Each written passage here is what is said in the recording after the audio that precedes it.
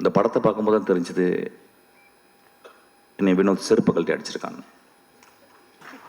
அவன் நிஜமாகவே என்னை செருப்பு கழட்டி அடித்தான்.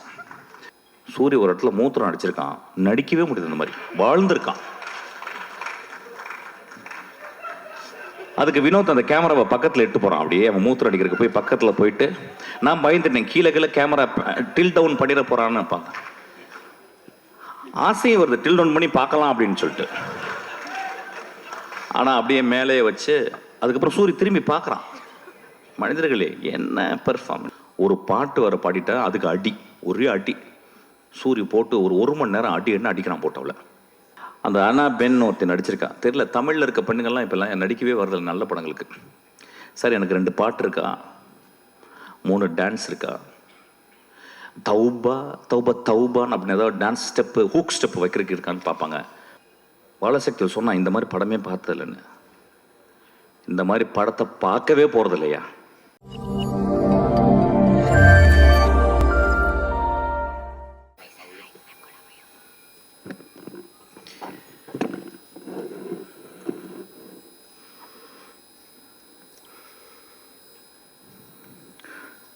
இந்த நூற்றாண்டின் மிகப்பெரிய எழுத்தாளர் என்று சொல்லப்படுகிற காப்ரியல் கார்சியா மார்கோஸனுடைய ஒரு கதை, அவருடைய கலெக்டட் ஸ்டோரிஸ்லேயே மிகச்சிறந்த கதை. இந்த உலகத்தின் மிகச்சிறந்த கதையில் ஒரு 10 கதையில் அதையும் சொல்கிறாங்க.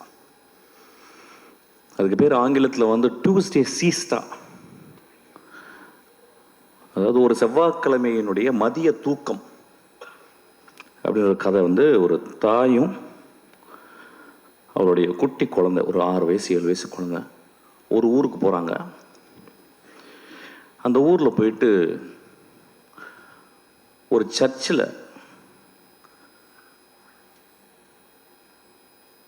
தன்னுடைய மகனுடைய கல்லறை எங்க இருக்குன்னு கேட்டு போறான் அந்த தாய். அப்ப அந்த பாதிரியார் சொல்றாரு, அந்த ரெஜிஸ்டர் கொடுத்து அதில் சைன் போட சொல்றாரு. அந்த தாய் சைன் போடுறான். அப்போ அவர் கேட்குறாரு, ஏமா இப்படியாப்பட்ட ஒரு பிள்ளைய பெத்த அப்படின்றாரு.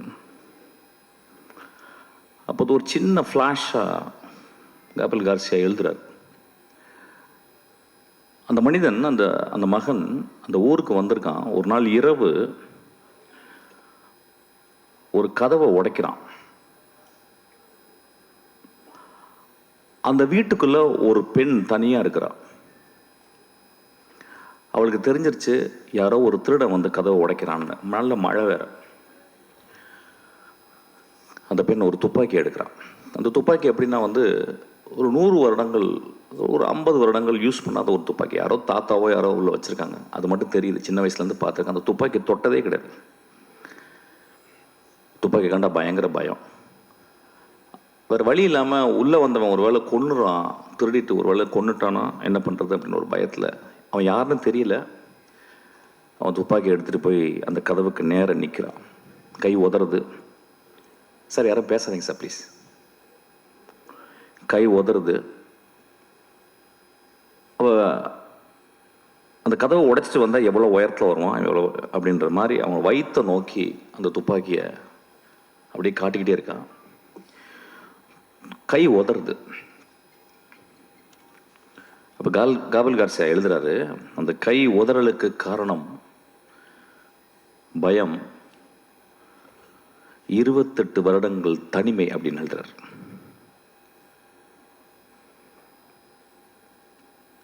அதுக்கப்புறம் அவன் கையெழுத்து போடும்போது அந்த கேள்வி கேட்குறாரு, இந்த மாதிரி புள்ள ஏன்பா பெத்தன்னு கேட்கும்போது தாய் சொல்கிறான், என் புள்ள ரொம்ப நல்ல புள்ளன்றான். நண்பர்களே, ஒரு பெரிய கேள்வி வரும், திருடனை பெற்ற தாய் எப்படி நல்ல புள்ளன்னு சொல்கிறா அப்படின்றத நீங்கள் அந்த கதையை படிக்கணும்.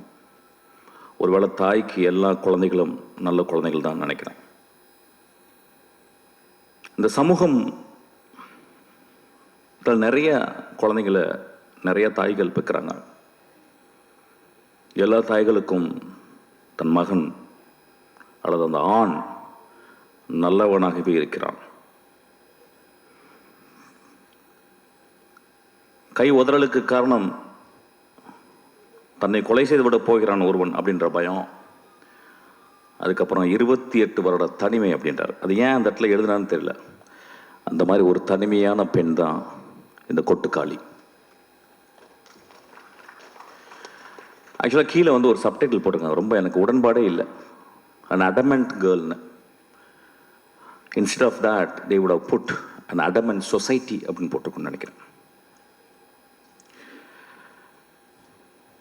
இந்த சென்னையில் வந்து கிட்டத்தட்ட வந்து ஒரு 95 விழுக்காடு 96 விழுக்காடு வந்து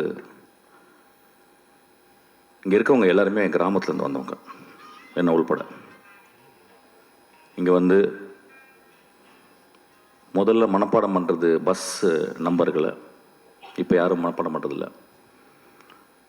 அதுக்கப்புறம் பீச்சுக்கு போகிறது,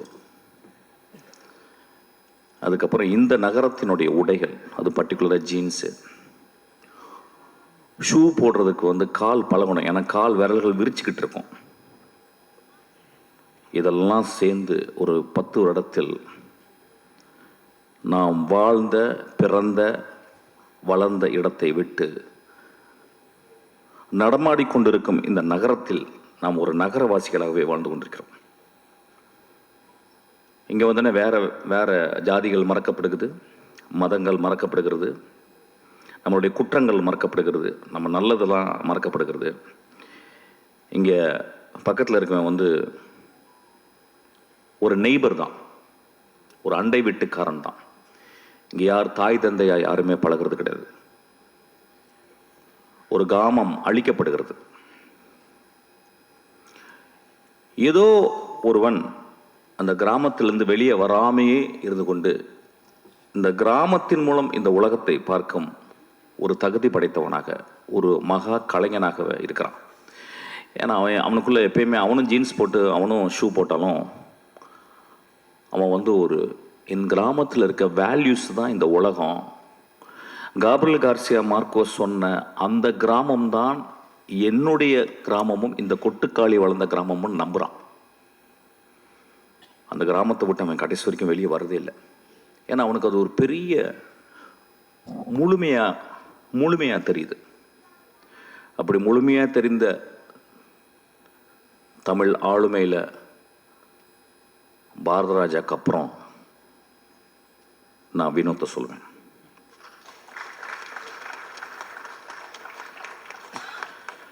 ஒரு திரைப்படம் எதுக்காக எடுக்கப்படுது அப்படின்னா, நிறைய பேர் என் அசிஸ்டண்ட்டை கேட்பேன், எதுக்குடா, எனக்கு தெரிஞ்சு 250 அசிஸ்டண்ட் என்னை விட்டு போயிருக்காங்க.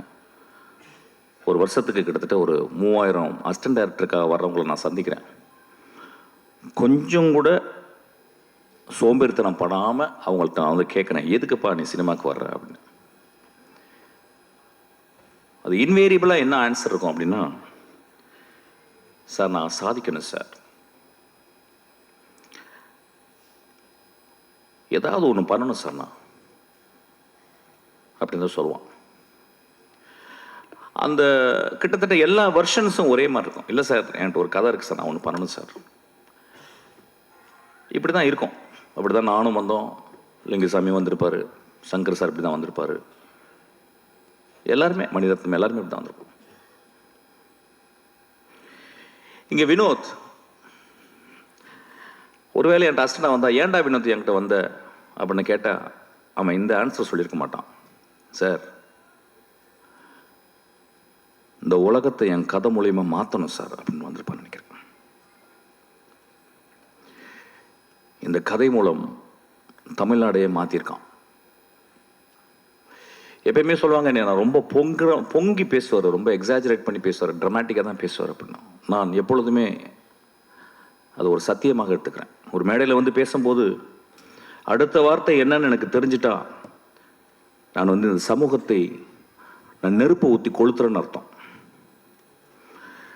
நான் மேடையில் பேசும்பொழுதாவது என் நாக்கில் உண்மை தவழ வேண்டும் என்று நான் நினைக்கிறேன்.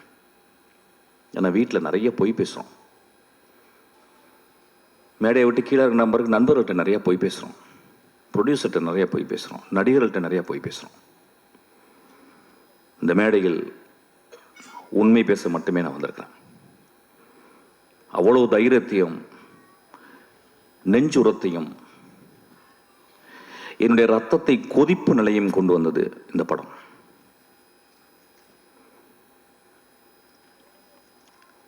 இந்த படம் வந்து நிறைய படம் வரும்போதெல்லாம் நான் நிறைய பேசியிருக்கேன். ஃபார் எக்ஸாம்பிள் வழக்கு எண் வந்து பேசும்போது இதே மேடையில் நான் வந்து ரொம்ப பயங்கரமாக பேசினேன். பயங்கரமாக பேசினேன்னா ரொம்ப கோவமாக பேசினேன். சமூகத்தையே நான் வந்து என்ன இப்படி பண்ணுறீங்க அப்படின்னு பேசினேன். அப்போ அன்றைக்கி வந்து நிறைய இதே மேடையிலால் என்னை கேலி செய்கிறாங்க. நான் பார்த்துருக்கேன். ஏன்னா ஒரு பாலசக்திவேல் எப்படியாப்பட்ட டேரக்டர்னு எனக்கு தெரியும், நிறைய பேருக்கு லிங்குசாமிக்கு தெரியும். ஒரு 3 படத்தை எடுத்துகிட்டு அந்த படம் ரிலீஸ் ஆகலன்னு உட்காந்துருக்கான் ஒரு கலைஞன், மகா கலைஞன். அவன் எப்படியாப்பட்ட கலைஞன்றது ரொம்ப பக்கத்தில் சேர்ந்தவங்களுக்கு, அவன் படங்களை நேசித்து பார்த்தவங்களுக்கு மட்டும்தான் தெரியும்.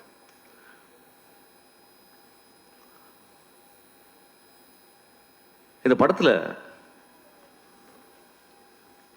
இது எதுக்கு கொட்டுக்காளின்னு வச்சான்னு தெரியல. எனக்கு நிறைய மீனிங் என்னமோ போகுது. நான் ஒரு ரொம்ப நாளைக்கு முந்தி சிவகார்த்தியனுடைய படத்தில் ஒரு பூஜை அன்னைக்கு ஒரு நாள் ஒரு சாப்பாடு சாப்பிட்டே இருக்கும்போது பக்கத்தில் ஒருத்தன் வெள்ளை சல்லை வெள்ளை பேண்ட் போட்டு ஒரு கிராமத்தில் இருந்த ஒரு பையன் மாதிரி உட்காந்துருந்தான். அறிமுகப்பட்டினான். யாரா நீ தம்பி அப்படின்னு. சார் நான் தான் சார் வினோத். அப்படின்னா யார்ப்பா? இல்லை சார் நான் வந்து கூழாங்கல். அப்படியே ஆமாம் ஏதோ பேசிக்கிட்டு இருக்காங்க நான் சொல்லுவேன். சரி என்னப்பா அந்த படம் ரிலீஸ் ஆகுதா இல்லையா? இல்லை சார் ஆயிரும் சார். ஓ அப்படியா சரி. என்ன படம் எடுக்கிற? அடுத்து என்ன படம் போகிறேன்? இல்லை சார் நான் ஆரம்பிச்சிட்டேன் சார். நான் சொல்கிறேன் கொஞ்சம் மெதுவாக எடுப்பான்னு வாயை எடுக்கிறேன். கொஞ்சம் மெதுவாக. இல்லை சார் நான் படம் ஆரம்பிச்சிட்டேன். நான் அப்படியே யார்ப்பா மியூசிக்கு? பாருங்கள் எவ்வளோ ஒரு ப்ரோக்ராம்டு வே ஆஃப் ஆஸ்கிங் ஒரு சேட்டிங் வித் அனதர் டேரக்டர். நான் கேட்குறேன் யாரா மியூசிக்கு அப்படின்னு. அப்போ சொன்னால் யாருமே மியூசிக் இல்லை சார். எனக்கு பயங்கர கோவம் வந்துருச்சு. பெரிய மயிர் மாதிரி பேசுகிறேன். நான் முறைச்சேன். அப்புறம் நான் வந்துட்டு வீட்டு ஆஃபீஸ்க்கு வந்தோடனே அசிஸ்டன்ட்ஸ் கூப்பிட்டேன். இது மாதிரி ஒருத்தனை பார்த்துட்டேன். ஒரு பொறுக்கி போய் கருப்பாக இருந்தான், ஒரு மாதிரி இருந்தான், பெரிய மாதிரி என்கிட்ட வந்து நான் யாரா மியூசிக்னு கேட்குறேன். அவன் சொல்கிறான் யாருமே இல்லை சார் அப்படின்றான். அப்படிலாம் எடுத்துடாதீங்கடா அப்படின்னு நான் ஏதோ நல்லது சொல்கிற மாதிரி என் அசிஸ்டன்ட்ஸ்க்கு சொன்னேன்.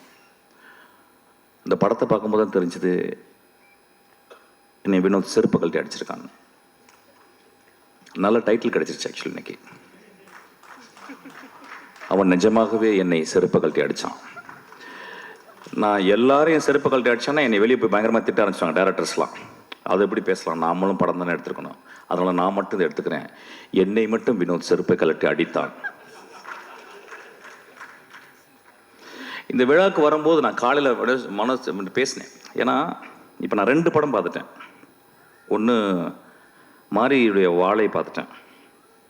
அது ஒரு வாரம் பைத்தியமாக இருந்து அன்றைக்கி நைட்டு ஃபுல்லாக பைத்தியமாக இருந்து ஃபுல்லாக எழுதி அசிஸ்டன்ட் டேரக்டர்லாம் தூங்காமல் உட்காந்து ஒரு 3 பேஜில் ஒரு லெட்டர் எழுதி வரும் நம்ம நாளில். இப்போ அதுக்கு முடிச்சு அந்த பைத்தியம் முடியுன்னு தீர்றதுக்குள்ளேயும் இந்த பைத்தியம், இது பைத்தியம் இல்லை, இது பேயே பிடிச்சிச்சு எனக்கு.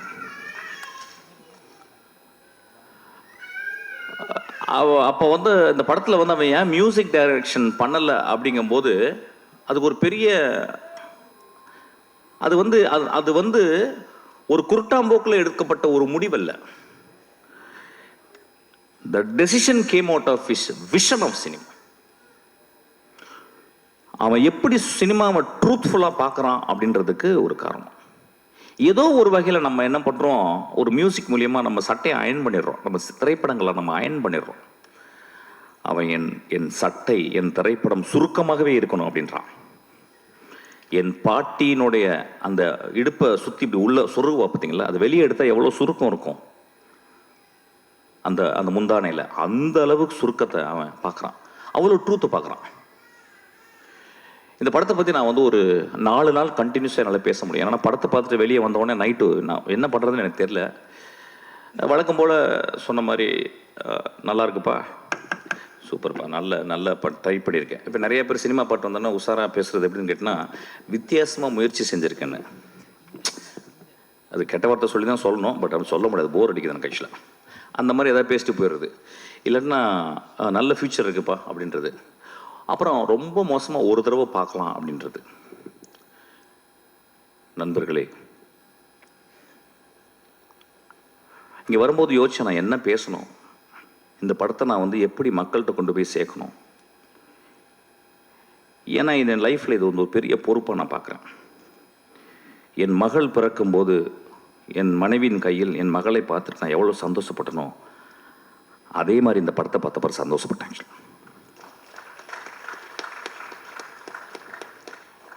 இந்த படத்தை பற்றி மக்கள்கிட்ட கொண்டு போய் சேர்க்கறதுக்கு என்னென்னா, நிறைய பல்ட்டி குட்டிக்காரனெல்லாம் அடிச்சாச்சு. யூஸ்வலாக நான் நிறைய பேசியிருக்கேன். இந்த படம் மக்கள் வந்து எல்லாரும் பார்க்கணும்னா நான் அவுத்து போட்டு கூட நிற்கிறதுக்கு தயாராக இருக்கேங்க இந்த இடத்துல. ஏன்னா அப்படி தான் உரைக்கும். கை தட்டலாமே கொஞ்சம். ஒரு குத்து டான்ஸு, நேக்கட் டான்ஸ் இங்கே ஆடலான் இருக்கு. இந்த படத்தை பாருங்க அப்படின்னு. நான் நேக்கட் டான்ஸ் ஆடி நீங்கள் பார்த்தீங்கன்னா என்ன ஆவீங்க? அதை டெக்ஸ்ட்ரா போஸ்ட் பண்ணி நீங்கள் அப்போ அந்த படத்தை போய் பாருங்கன்னு சொல்லலாம். இந்த கொடுமை எப்படின்னு கேட்டிங்கன்னா, இந்த தமிழ் சமூகத்தில் வந்து அது இந்திய சமூகத்தில் வந்து ஒரு நல்ல படத்தை பார்க்குறக்கு, நல்ல படம்னா எப்படின்னா ரொம்ப ஃபிலாசபிக்கலான கொஸ்டின் அது. ஆமாம், நான் 2 நிமிஷம்லாம் பேசலாமா? 1 மணி தான் பேசுகிறேன். தேசுது இடக்கு முடக்க அதை பேசினா பிரச்சனை ஆயிரும் உனக்கு. ஓகே, நல்ல படம் அப்படின்னாவே நம்ம நண்பர்கள், நம்ம ரசிகர்கள், நம்ம ரொம்ப நேசத்துக்குரிய நம்மளுடைய ரசிகர்கள் என்ன சொல்லிடுறாங்க வந்து, ஓகே புரிஞ்சிருச்சு. அதாவது வந்து பாலாசக்திவேலு, மிஷ்கின், ராமு, வெற்றிமாறன் இவங்களும் நல்ல படம் சொல்லிட்டா கொஞ்சம் பார்த்தே போவோம் அப்படின்ற மாதிரி கொஞ்சம் யோசிச்சு போவோம். ஏன்னா சினிமா பார்க்க வர்றதே அவுத்து போட்டு ஆடுறதை பார்க்கறதுக்கு தான். சினிமாவுக்கு நிறைய பேருக்கு ஆடுறது, அதாவது இன்னும் என்கிட்ட பேசுகிறாங்க, அந்த சார் அந்த குத்துப்பாட்டு ஒன்று போட்டிங்களே சார், அது மாதிரி இன்னொன்று போடுங்க சார். நான் என்ன போட தான் செய்ய முடியும் ஆக்சுவலாக. நண்பர்களே, ஒரு மார்க்கெட்டுக்கு போகிறோம், ஒரு குழந்தைய கூட்டிகிட்டு, ஒரு பெண் குழந்தைய கூட்டிகிட்டு ஒரு கத்திரிக்காய் எடுக்கிறோம். எங்கள் அம்மா சின்ன வயசில் எனக்கு கத்திரிக்காவை எப்படி வாங்குவது அப்படின்னு சொல்லி கொடுத்துருக்காங்க. ஒரு சவுச்சவை எப்படி பார்த்து வாங்கணும்னு சொல்லி கொடுத்துருக்காங்க. ஒரு பழத்தை வந்து தட்டி பார்த்து, அந்த பழம் தட்டி பார்த்து பழுத்திருக்கான்னு பார்த்து வாங்க சொல்லியிருக்காங்க. ஆனால் நம்ம சமூகத்தில் ஒரு கலைப்படைப்பை மட்டும் வெகுஜன சினிமாவாகவே மட்டுமே பார்க்க பழகிருச்சு. இன்னைக்கு 16 வயதில் எடுத்தா ஓடுமானே டவுட் வந்துருச்சு. என் ஆதங்கத்தை இங்கே கொட்டி தீர்க்கவில்லை. இந்த படத்தை நான் மக்கள்கிட்ட கொண்டு போய் எப்படி சேர்க்கறதுன்னு யோசிச்சுக்கிட்டே இருக்கேன். இப்போ நகரத்தில் இருக்கவங்க எல்லாருமே நினச்சிக்கிறாங்க நம்ம எல்லாமே சிட்டி பேஸ்டு. அதை சொல்கிறாங்க இது கிராமத்து கதை. ஐயா, இது என் தாயின் கருவறை ஐயா. இந்த படம் என் மகளின் யோனி ஐயா. இந்த படம் பாலசக்தி சொன்னா இந்த மாதிரி படமே பார்த்ததில்லைன்னு. இந்த மாதிரி படத்தை பார்க்கவே போறது இல்லையா? இந்த மாதிரி படத்தை நான் பார்க்கவே போறதில்லை. இந்த படத்துக்கு முன்னாடி நான் என் படைப்புகள், என்னுடைய சினிமா அப்படின்றத நான் கீழே குனிஞ்சு அவன் காலை முத்தமிடுவேன். அந்த அளவுக்கு அந்த படத்தை பண்ணியிருக்கான். உங்களுக்கு ப்ரூவ் பண்ணனா வினோத்தை கூட்டிங்க நின்று அவன் காலை முத்தமிடுறேன். நான் இளையராஜா காலை முத்தமிட்டிருக்கேன். நான் இளையராஜா காலை என்றைக்குமே தொட்டு கும்பிட்டதில்லை. நான் உதட்ட கொண்டு போய் தொடுவேன். ஆக்சுவலாக 2வது மனிதனாக இளையராஜாக்கு அப்புறம் அவன் கால்களை நான் முத்தமிடுவேன். ஆக்சுவலி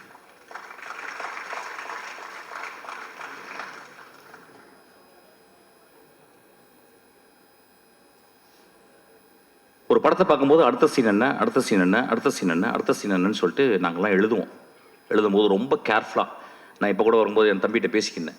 ஒரு படம் வந்து நல்ல கதையாக இருக்கணும், என்டர்டெய்னிங்காக இருக்கணும், இப்போ 3வது தேவைப்படுது எக்ஸைட்டிங்காக இருக்கணும்னு சொல்லிட்டு.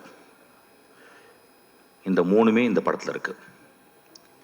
என்ன ஒன்று, நீங்கள் பார்க்குறது உங்கள் பார்வையை வேறு மாதிரி வச்சு பார்க்கணும். எனக்கு தெரிஞ்சு இந்த ரீசெண்ட் டேஸில் இந்த கதைகளில் நான் வந்து இப்போ 2 கதைகள் வந்து நான் இந்த 10 வருடத்தில் திரைக்கதையில் படித்தது எக்ஸ்ட்ரானரி ஸ்டோரிஸ்ன்னு சொல்லுவேன். ஒன்று 3 பில்பர்ட்ஸு, இன்னொன்று கெட் அவுட், ஜோர்டன் பீல்டு. அதுக்கப்புறம் இந்த கதையை சொல்லுவேன். ஏன்னா அது 3மே எப்படின்னா, ஒன்று வந்து பிளாக் ஹாரர், இன்னும் வந்து ஒரு பெண்ணினுடைய தவிப்பு, தன் மகளை பறி கொடுத்துட்டு ஒரு பெண்ணினுடைய தவிப்பு. இந்த படத்தில் ஒரு குடும்பம் ஒரு பெண்ணை வச்சுக்கிட்டு தவிக்கிறாங்க. அவ்வளவு சிறந்த மனிதர்கள் அந்த குடும்பத்தில் இருக்கவங்க. அந்த குடும்பம் பார்க்கும்போது, படம் பார்க்கும்போது அவங்க கெட்டவங்க மாதிரி தெரியும். எனக்கு ரொம்ப அந்த பெண்ணோட அந்த குடும்பம் ரொம்ப நல்லதாக தெரிஞ்சுது. வினோத் இந்த கேரக்டருக்கு வந்து வேற யாராவது பண்ணியிருந்தா நல்லா இருக்காதோ, நடிச்சிருவாங்களோங்கிறதுக்காக தன்னுடைய அக்காவையும் தன்னுடைய பெரியம்மா பொண்ணு தங்கச்சிகள்லாம் நடிக்க வச்சிருக்கான். இந்த படத்தில் வந்து 2 காட்சிகள் நான் சொல்லுவேன். பாலாஜி பாதி கதை சொல்லிட்டேன். ஆக்சுவலாக நான் சொல்ல மாட்டேன். உன்னை அதுக்கு அடிக்கணும். டே பாலாஜி, பாதி கதையை சொல்லிட்டேன். நீ ஆக்சுவலி நான் சொல்ல மாட்டேன். இந்த படத்தில் வந்து ஒரு சேவல் நடிச்சிருக்கு. அதான் முதல்ல பார்த்துருப்பீங்க. சேவல் நடிச்சிருக்குன்னு சொல்கிறத விட அந்த சேவலை அவன் வந்து கேப்சர் பண்ணியிருக்கான். அது முதல் ஷாட்டாக நீங்கள் போட்டிருக்கான். நீங்கள் பார்க்கணும். ஆக்சுவலாக இந்த படம் சினிமாவை எப்படி பார்ப்பது, நாம் என்ன சினிமா பார்த்துக்கிட்டு இருக்கோம், அதாவது மொமெண்ட்ஸ்ன்னு சொல்லுவாங்க. சினிமாவில் வந்து மொமெண்ட்ஸ்ன்னு சொல்லுவாங்க. எனக்கு தெரிஞ்சு நான் 27 வருடத்தில் 2 மொமெண்ட் தான் நான் கிரியேட் பண்ணியிருக்கேன். ஒரு மொமெண்ட் வந்து வெட்டி போட்டவன் இடத்துல வந்து ஒரு கிழவி வந்து பூ போடுறான். 2வது மொமெண்ட் வந்து தன் மகள் இறந்து போன பிறகு அப்பாவினுடைய சிகரெட்டை வந்து குடிக்கக்கூடாதுன்னு கஷ்டப்படுறான். இந்த 2 மொமெண்ட்டு 27 வருஷத்தில். இந்த படத்தில் 60 சீனுமே 60 மொமெண்ட்டாக பண்ணியிருக்கான். இந்த படத்தில் வந்து இயற்கையை அவன் யூஸ் பண்ணது, மனிதர்களுக்கு முன்னால் இயற்கையை அவன் யூஸ் பண்ணது. ஒருவேளை நான் பேசுறது போர் அடிச்சாலும் அடிக்கலாம். பட் பரவாயில்ல, ஏதாவது பேசுகிறேன். ஏன்னா கொஞ்ச நேரம் பேசுறதுக்கு கேட்கறதுக்கு போர் அடிச்சு மச்சான் நெக்ஸ்ட் சீன் என்னன்னு போயிருது. ஆக்சுவலாக நண்பர்களே,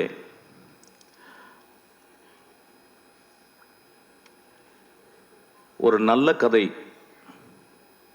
ஒரு நல்ல கதாசிரியர் தோற்கப்படுவதில்லை, சமூகத்தால் கொலை செய்யப்படுகிறான்.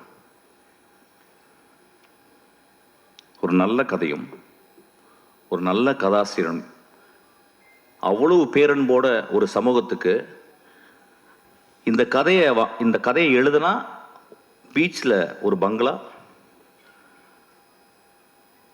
மிக வசதியான காரு, அதுக்கப்புறம் 100 வருஷத்துக்கு வந்து சொத்து அப்படின்னு இல்லாமல் இந்த கதை பண்ணா சமூகத்தின் இதயத்தை கொஞ்சோண்டு தொற்றுலாம் அப்படின்னு வினோத் பண்ணியிருக்கான்.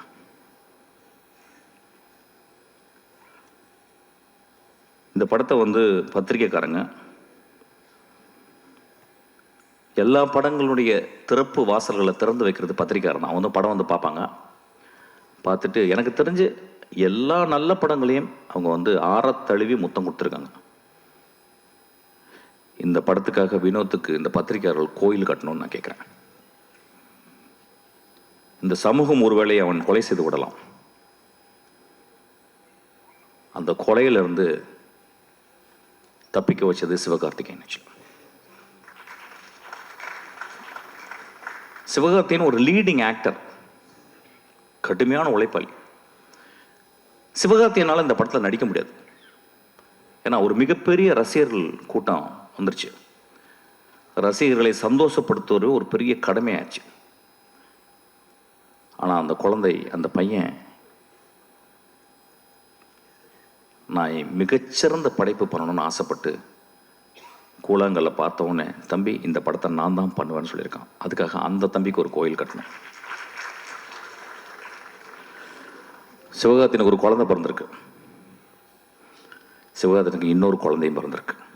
அதுதான் கொட்டுக்காளி. இந்த படத்தில் நடித்தவர்கள், அந்த அனா பென் ஒருத்தர் நடிச்சிருக்கா. தெரியல, தமிழில் இருக்க பெண்ணுங்கள்லாம் இப்போல்லாம் நடிக்கவே வரதில்லை நல்ல படங்களுக்கு. சார் எனக்கு 2 பாட்டு இருக்கா, 3 டான்ஸ் இருக்கா, தௌபா தௌபா தௌபான்னு அப்படின்னு ஏதாவது டான்ஸ் ஸ்டெப்பு, ஹூக் ஸ்டெப்பு வைக்கிறதுக்கு இருக்கான்னு பார்ப்பாங்க. அப்போ தமிழில் பொம்பளைங்களே கிடையாது. அப்போ இங்கேருந்து போயிட்டு பஸ் ஏறி போயிட்டு ஆனபெல்னு ஒரு சிறுக்கியை பிடிச்சிட்டு வந்திருக்கான். ஆக்சுவலாக ஒரு பேய் அரக்கி. அவ எத்தனை வார்த்தை பேசியிருக்கான்னா 1.5 வார்த்தை பேசியிருக்கான்னு நினைக்கிறேன். ஒரு பாட்டு வர பாடிட்டா அதுக்கு அடி, ஒரே அடி. சூரி போட்டு ஒரு மணி நேரம் அடி என்ன அடிக்கிறான் போட்டவள. இந்த சமூகம் அப்படித்தானே இருக்கு. ஒரு பெண் பாடக்கூடாதுல்ல. ஒரு எக்ஸ்ட்ரானரி பெர்ஃபார்மன்ஸ். அநேகமாக இந்த வருஷத்தினுடைய நேஷனல் அவார்டு அந்த குழந்தைக்கு கிடைக்கணும்னு நான் வந்து ஆசீர்வாதம் பண்ணுறேன். அதுக்கப்புறம் சூரியனுடைய எவல்யூஷன், கேரக்டர் ஆர்க். நான் சினிமாவில் தான் கேரக்டர் ஆர்க் பார்த்துருக்கேன். ஒரு கதையின் கதாநாயகன் ஃபஸ்ட்டு சீனில் வந்து மோசமாக இருப்பான். கடைசி சீனில் ஒரு பெரிய மகானாக இருப்பான். ஃபஸ்ட்டு சீனில் மகானாக இருப்பான், கடைசி சீனில் வந்து கொடுங்கோலனாக மாறிடுவான். இது வந்து கேரக்டர் ஆர்க்கு. இது சினிமாவில் தான் கதைகளில் தான் நடக்கும். நிஜ வாழ்க்கையிலே சூரிக்கு நடந்திருக்கு. ஒரு கமெடியனாக உருவாகி இன்னைக்கு ஒரு உலகம் போற்றும் ஒரு நடிகனாக மாறியிருக்கான். நான் அன்றைக்கி நைட்டு இரவு உட்காந்து பேசினேன். என்னடா மகனே நீ இப்படி, எங்கடா உனக்கு ஏதாவது அருள்கிருள் வந்துருச்சா, இல்லை காதில் ஏதாவது உனக்கு ஏதாவது ஒரு அசரீரி கேட்டுச்சா? உன் வாழ்க்கையில் இப்படியாப்பட்ட முடிவுகள் எடுத்து இப்படி நீ வேகமாக அப்படியே வெற்றிமாறன், அப்படியே கருடன், அப்படியே ராம், இன்னைக்கு ஒரு எக்ஸ்ட்ராடனரி. எனக்கு தெரிஞ்சு இன்னைக்கு தமிழ் சினிமாவின் மிக முக்கியமான 2 நடிகர்கள் நான் சொல்லுவேன், வந்து விஜய் சேதுபதியும் சூரியன் நான் சொல்லுவேன். ஆக்சுவலாக நான் விஜய் சேதுபதி ஒர்க் பண்ணேன், 67 நாட்கள் ஒர்க் பண்ணேன். ஒரு நாள் கூட எங்கள் 2 பேருக்கு ஒரு சின்ன உராய்வு கூட ஏற்படல. அந்த குழந்தை அவ்வளவு கண்ணியமாக, அவ்வளவு மேன்மையாக நேசித்து ஒரு கேரக்டர் நடிச்சிருக்காங்க இந்த படத்தில். சூரிய அதே மாதிரி தான். எனக்கு தெரிஞ்சு இந்த படத்தில் சூரிய தவிர வேற யாராவது நினைச்சு கூட பார்க்க முடியாது. சூரிய ஒரு இடத்துல மூத்திரம் அடிச்சிருக்கான், நடிக்கவே முடியாது. இந்த மாதிரி வாழ்ந்திருக்கான். அதுக்கு வினோத் அந்த கேமராவை பக்கத்தில் எட்டு போகிறான். அப்படியே அவன் மூத்திரம் அடிக்கிறதுக்கு போய் பக்கத்தில் போயிட்டு நான் பயந்துட்டேன், கீழே கேமரா டில் டவுன் பண்ணிட போகிறான்னு பார்த்தேன். ஆசையும் வருது டில் டவுன் பண்ணி பார்க்கலாம் அப்படின்னு சொல்லிட்டு. ஆனால் அப்படியே மேலே வச்சு அதுக்கப்புறம் சூரிய திரும்பி பார்க்குறான். மனிதர்களே என்ன பெர்ஃபார்மன்ஸு, என்ன எவ்வளவு நம்பிக்கை அந்த கேமரா மேலே. மொதல் சீனை வந்து அவன் கிட்டத்தட்ட ஒரு 4 நிமிஷம் கேமரா எட்டு போயிட்டு ஒரு அம்மா குளிச்சுட்டு அதை தலையில் தண்ணியை தொளிச்சிட்டு தன் மகள் இப்படி பண்ணிட்டாலே, மகள் இப்படி பண்ணிட்டேன்னு அவள் கோயிலுக்கு போகிறத வந்து ஒரு extreme long shot. I think இந்தியாவில் ஒரு லாங்கஸ்ட் ஷாட்டாக கூட இருக்குன்னு நினைக்கிறேன். அங்கே எடுக்கும் போதே அவன் அதோடைய கான்ஃபிடென்ட்டை சொல்கிறான். நான் என்ன மாதிரி படம் பண்ண போகிறேன், என்ன மாதிரி படத்தை நீங்கள் பார்க்க போகிறீங்கன்றது அவன் பிச் பண்ணுறான். இந்த படத்தை பற்றி இன்னொரு தருணத்தில் நிறைய பேசலாம். ஏன்னா இங்கே வந்து மொத்தமே 4 டேரக்டர்ஸ் தான் வந்திருக்கோம். நான் வந்து ரொம்ப நேரம் டைம் எடுத்துக்கூடாது, நான் நிறையா பேசுவேன், என்னால் பேச முடியும். So Soori has given an extraordinary. அதாவது இந்த படத்துக்கு அப்புறம் சூரியை நம்ம எப்படி பார்க்கலாம்னா, ஒரு இந்தியாவின் ஒரு மிகச்சிறந்த ஆக்டரை நம்ம பார்க்கலாம். அது ஏன் சொல்கிறேன்னா, அந்த அளவுக்கு அந்த கேரக்டர் அவன் மண்ணிலிருந்து, அந்த வெறுங்காலில் இருந்து நான் பார்த்தேன். சூரிய செருப்பு போட்டுக்கான, செருப்பு போடாமல் அவன் அப்படியே அதுக்குள்ளே ஒரு அதான் சொன்னாங்க, ஏதோ அந்த டீட்டெயில் வந்து கால் அதை வந்து சூரிய சொன்னதான் நல்லது. சூரிய சொன்னது தான் அது நல்லாயிருக்கும். ஆக்சுவலி எப்படி அதை நடித்தான் அந்த குரலுக்காக. நான் அந்த கழுத்தில் இது பண்ணிட்டு பார்க்கும்போது நான் ஒரு இடத்துல ஒத்து பார்த்தேன், இந்த இடத்துல கழுத்து நரம்பு வந்து புடைக்குது. ஸோ நடிக்கலை அந்த இடத்துல. He took so much of sincere and truthfulness to exhibit something extraordinary.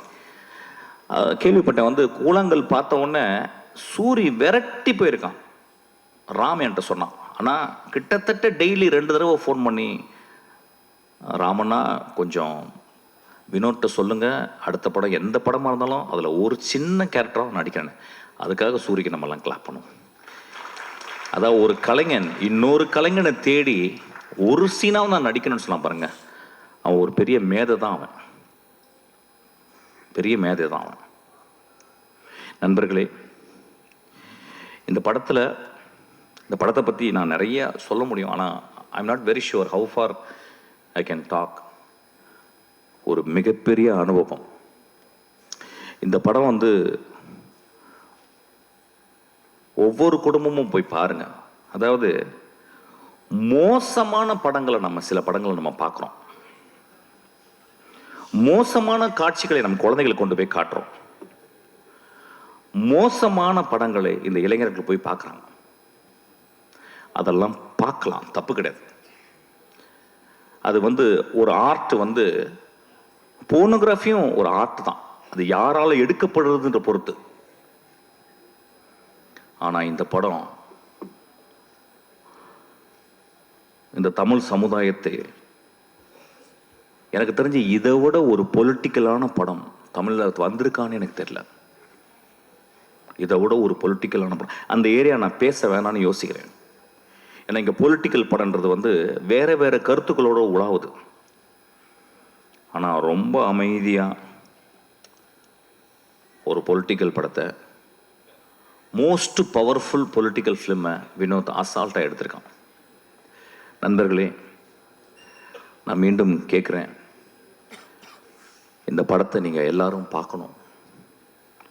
பத்திரிக்கையாளர் இந்த படத்தை பற்றி மேன்மையாக எழுதணும். இந்த பத்திரிக்கையாளர்களுடைய மனசாட்சி நான் சொல்லுவேன். இந்த படத்தை நான் தேவராஜெல்லாம் நான் பார்த்தேன். 25 வருடம் நான் பார்க்குறேன் தேவராஜன். சினிமாக்காகவே வாழ்ந்து ஒரு கலைஞனாக, அதாவது ஒரு பத்திரிகையாளனாக இல்லாமல் ஒரு கலைஞனாகவே வாழ்ந்துருக்கேன். இப்போ நான் என் தம்பியை பார்த்தேன். அவன் வந்து எனக்கு குழந்தை வந்துருச்சேன்னா அப்படின்னு சொன்னான். உங்களுக்கெல்லாம் பெரிய தர்மம் இருக்குது இந்த படத்தை பற்றி.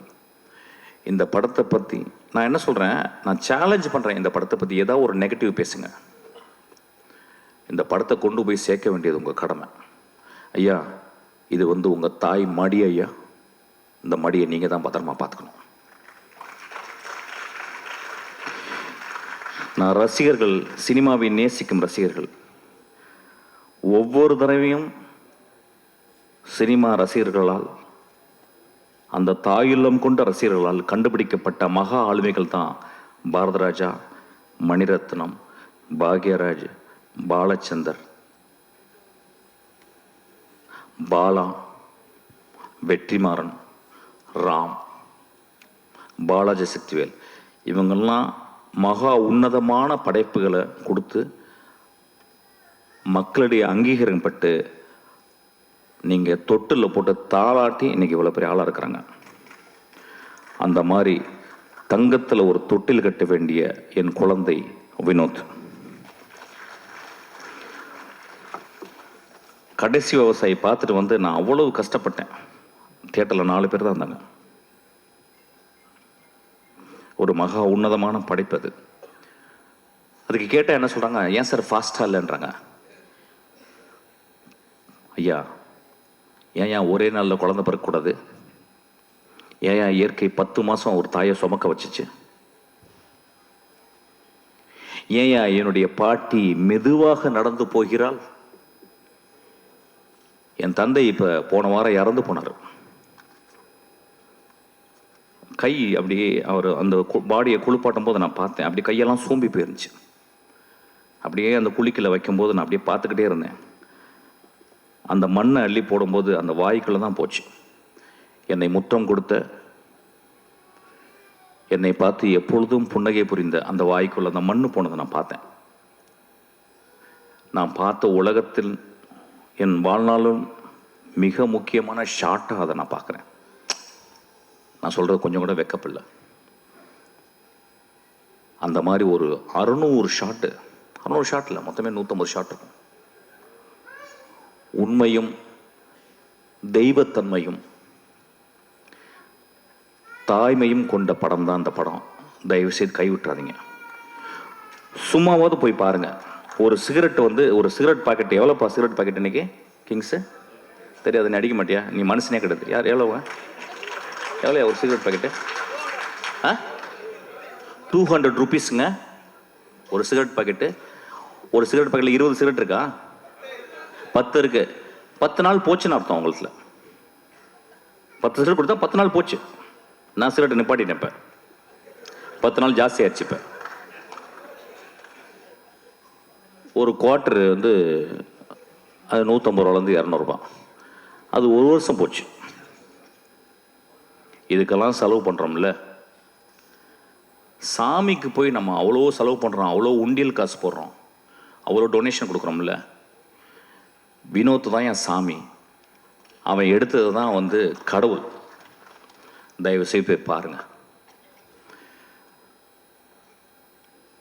நண்பர்களே, இந்த வாழ்க்கை ரொம்ப அலாதியானது. இந்த வாழ்க்கையில் நம்ம என்னென்னலாம் முடிஞ்ச வரைக்கும் நல்ல விஷயங்கள் பண்ணுறோம் அப்படின்றது ரொம்ப முக்கியம். அதில் ஒரு நல்ல விஷயந்தான் கொட்டுக்காலை நீங்கள் போய் தரிசிக்கிறது. அந்த காளி உங்களை ஆசீர்வாதம் செய்வாள். நன்றி.